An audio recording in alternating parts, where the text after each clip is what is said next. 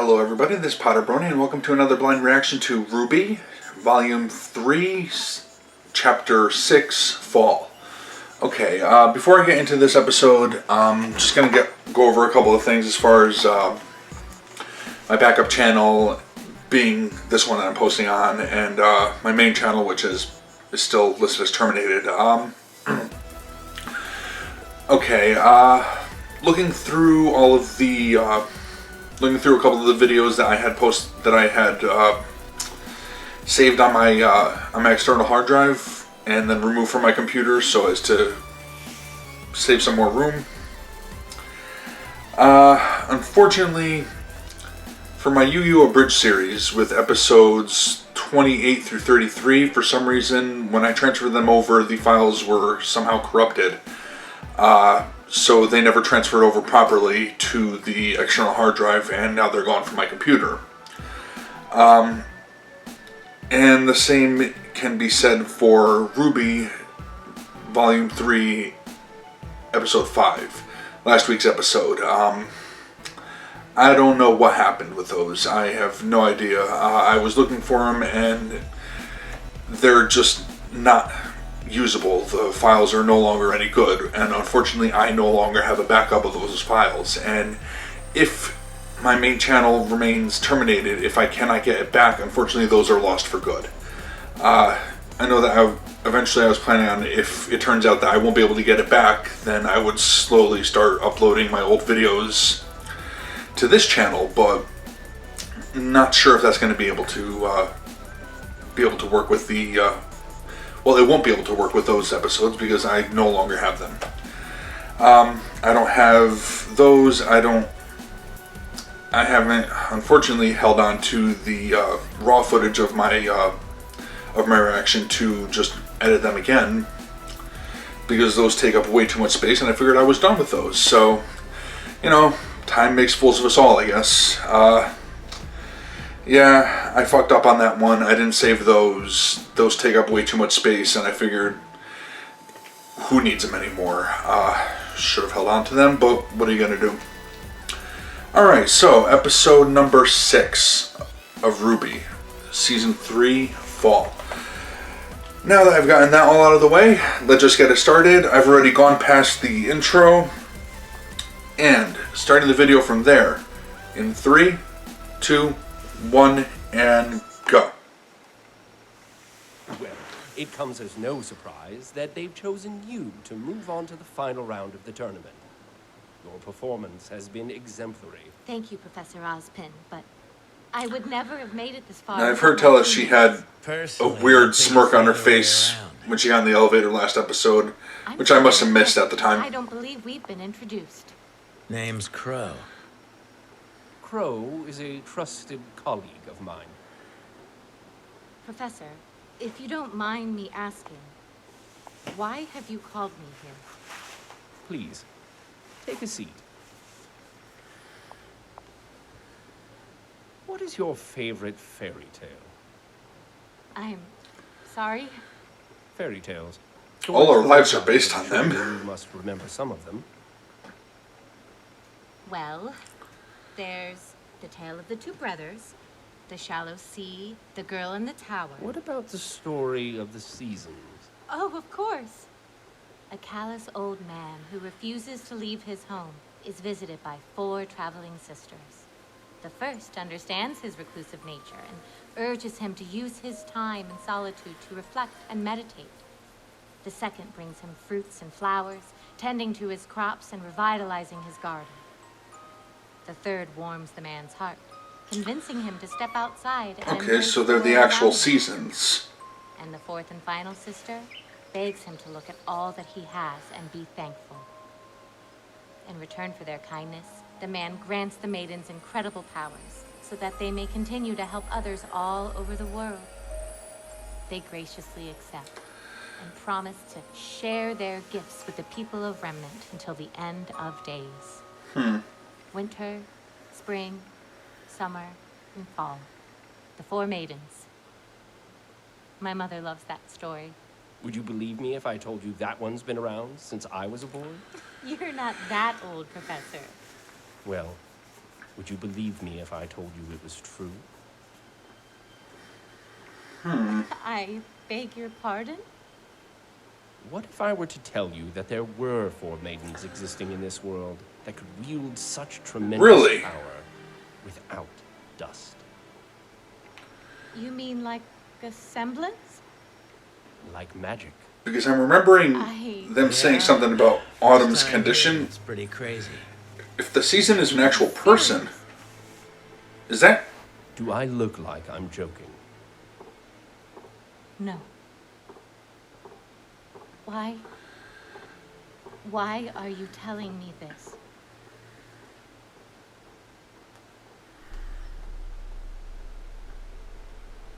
We are telling you, Pira Nikos, because we believe that you are next in line to receive the Fall Maiden's powers.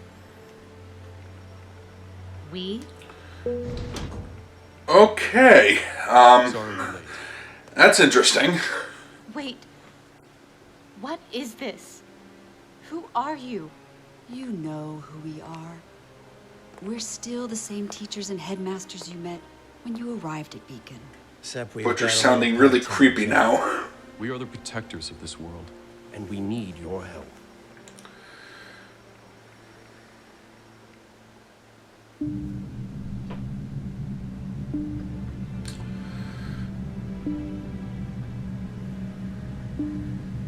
Where are we going? The vault, under the school.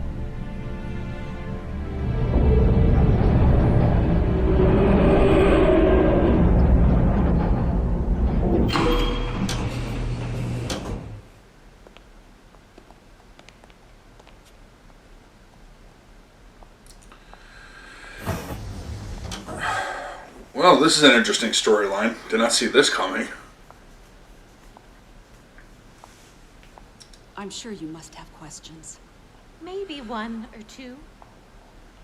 Just 1 or 2? Still don't understand. You said I was next in line to receive the Maiden's power. What do you mean by that? The maidens have existed for thousands of years. But much like in nature, the seasons change. No 2 summers are alike. When a maiden dies, her power leaves her body and seeks out a new host, ensuring that the seasons are never lost and that no individual can hold on to the power forever.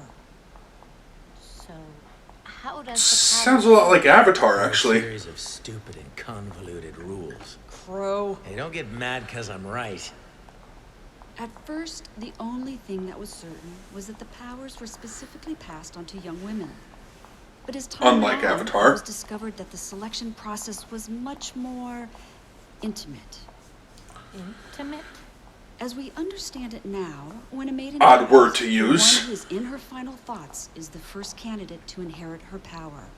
Unless it's a dude or some old hag. Oh, that kind of intimate. Someone random. Our job's a lot harder. Why tell me all of this now? Why not wait until I've graduated? Honestly, we've run out of time. I don't know if you've noticed, but things are getting a lot scarier out in the world. Tensions are high. The Grimm are growing stronger, more prevalent, and it's not going to be much longer before this peace we've all been enjoying so much goes So it makes out them the think window. she's the next in line, though. I mean, she's awesome, but... War. Not a war between nations. We can fill you in on the details once we know you're with us. For now, all you need to know is that one of the maidens was attacked, and for the first time in history, part of her power was stolen.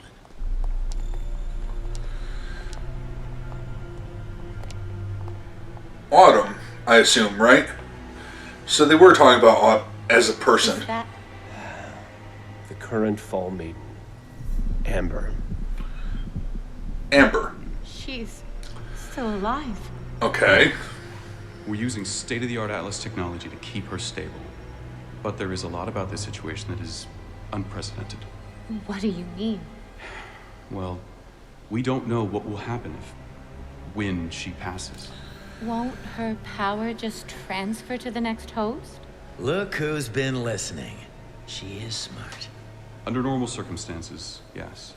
But this is a delicate situation. It's not uncommon for the last thoughts of the slain to be of their attacker. And to make matters worse, no one's ever seen the power split like this before. For all we know, it will seek out its other half. Her assailant.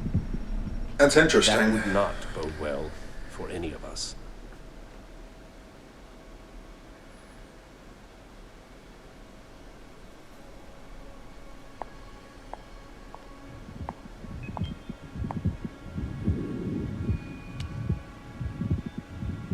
If all of this is true, why keep it secret? If this girl is so important, if we're truly on the brink of war, why not tell everyone? From what we understand, it used to be common knowledge. Excuse me? How do you think legends and fairy tales get started? Even the craziest ones come from somewhere. Our group was founded in order Fair to point. protect both mankind and the maidens. Those hungry for power hunted them with the hope of inheriting their strength. And as you can imagine, the ones that succeeded weren't exactly the kind of people you'd want to have unimaginable power. And so this Brotherhood chose to remove the maidens from the public I can see that. allowing their existence to fade away into legend. The things we're telling you go against hundreds of years of human history. Religion. No one would want to believe us. It'd cause an uproar. It would cause panic. And we all know what that would bring clawing to our kingdom's walls. Which is why we would like to... Yeah. I'll do it. If you believe this will help humanity, then I will become your fall maiden. Alright, if they don't That's know what you how... wanted, If isn't they've it? never encountered this type of Yes. situation before, But I'm afraid it's not that simple. how do they know how to In fix Amber's it? condition, you won't be able to inherit her power naturally. However, General Ironwood believes he has a solution. For the past few years, I spoke too soon. I've been They're about to studying explain. from a more scientific standpoint. How it works, what it's made of, how it can be used. We've made significant strides, and we believe we found a way to capture it. Capture it and cram it into something else. Or in your case, That's Classified. wrong. The feeling is mutual. But desperate times call for desperate measures. And these are indeed desperate times. We can't transfer Amber's power to you, but we can give you what those powers are bound to. Her aura. Her life will become intertwined with yours. Alright, that is fucked up. what's that gonna do to you? And you were researching how to do that prior to having an actual problem? You have an important decision before you, Ms. Nikos. There's no guarantee this transfer will work. And there's no telling Talk if about you that will be later. the same person if it does. I advise you to take time to think on this matter. But understand that before the Vital Festival is over, we will need your answer.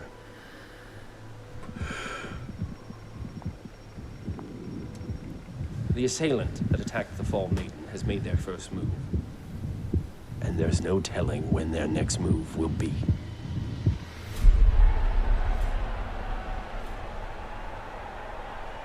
Now for the moment I'm guessing you've soon. been waiting for, the one-on-one finals.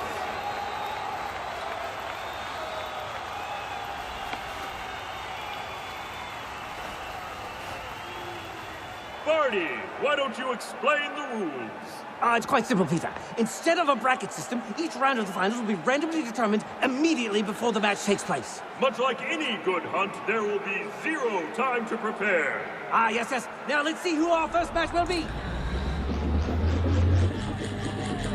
Well, 0 time to prepare unless you control this random selection process, right? For example, Mercury Black. he probably knew she was going up against Yang.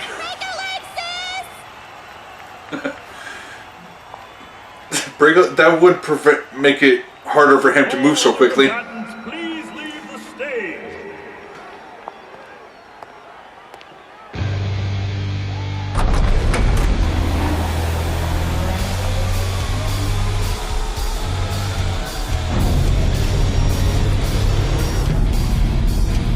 Alright, well that's new.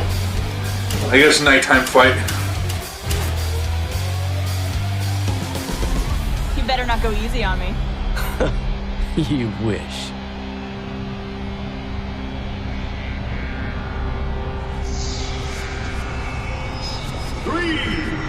What, are there no landscapes?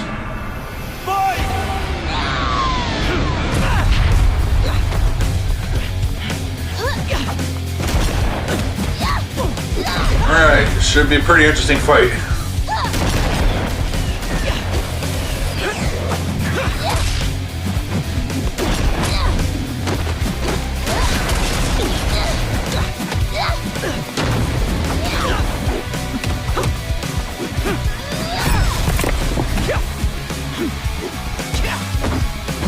See, you should break one of those legs, if you can. You can manage it.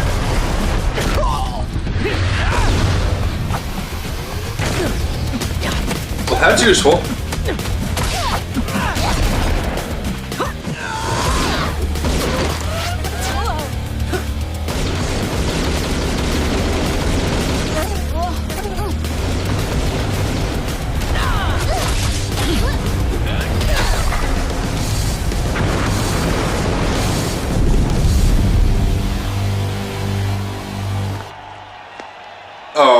I don't think it's over. Can't be. Yeah, that's about what I thought.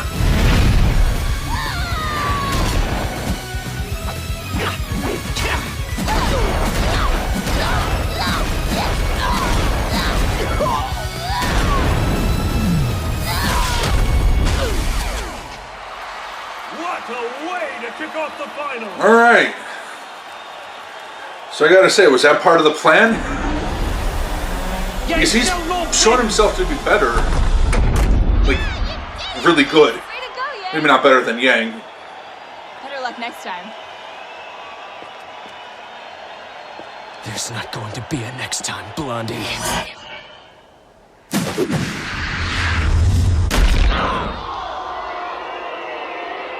Ah, she did fuck up his leg. Well, that's what you get, dick. Cut the cameras.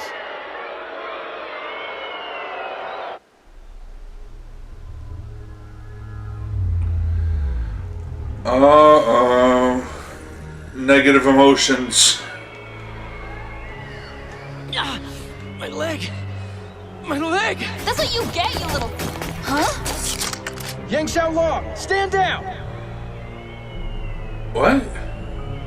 What? Why? Mercury! Why'd she do that? Why'd she attack me? You have to ask? On that.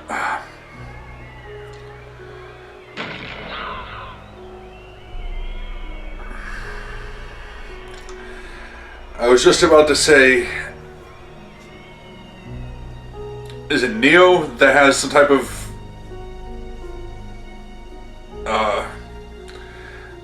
illusionary ability? It certainly seems that way now.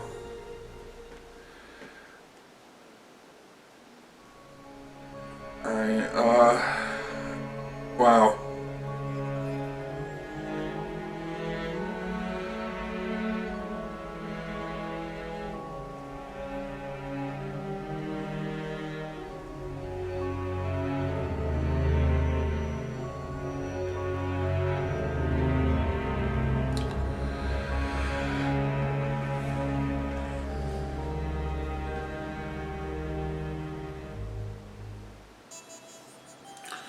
Okay, so that was RWBY Volume 3, Chapter 6, Fall. Jeez.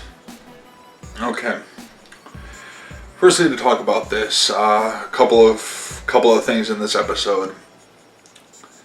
The introduction of the subplot of the 4 seasons being living physical beings, humans, maidens, young women, or at least inherit the power when they're young women.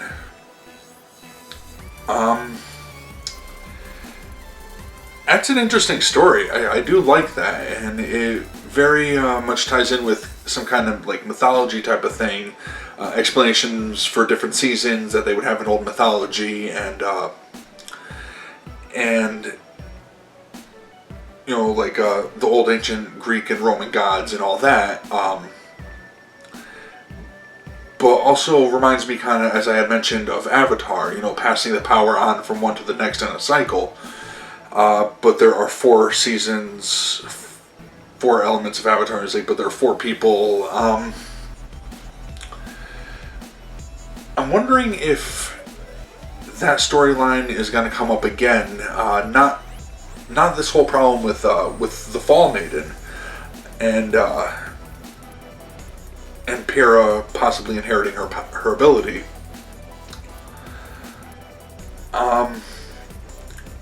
But it seems that in an unnatural way. So I wonder what kind of ramifications that might have in the future. I'm feeling kind of worried for Pyrrha now, unfortunately. It's like, what if something backfires on that one? I really do like Pyrrha, and I think that she would be a good choice for a power like that, but now I'm kind of worried for her. I'm wondering if they're going to set it up with some of the other characters as far as these types of abilities. Maybe Team RWBY or something, because they certainly seem suited to, or at least a couple of them would seem suited to that type of, to those types of things. Let's see. Okay, now the fight. Mercury sneak attacking her at the end after the fight was over, and her taking out his leg. Now I'm wondering, they must have put her. I was gonna say, did they put the audience under an illusion? But no. Might be easier to make her see something that the audience didn't. But now I have to question if Mercury was in on that. I don't think he's the type of guy who would willingly give up the use of one of his freaking legs to further some type of agenda. I mean, I know he's committed to whatever this is, and whatever they're planning. But he's really kind of attached to those legs too. I mean, he's really good with them too. It's and he didn't lose a leg or anything, but he sure as fuck got injured real good.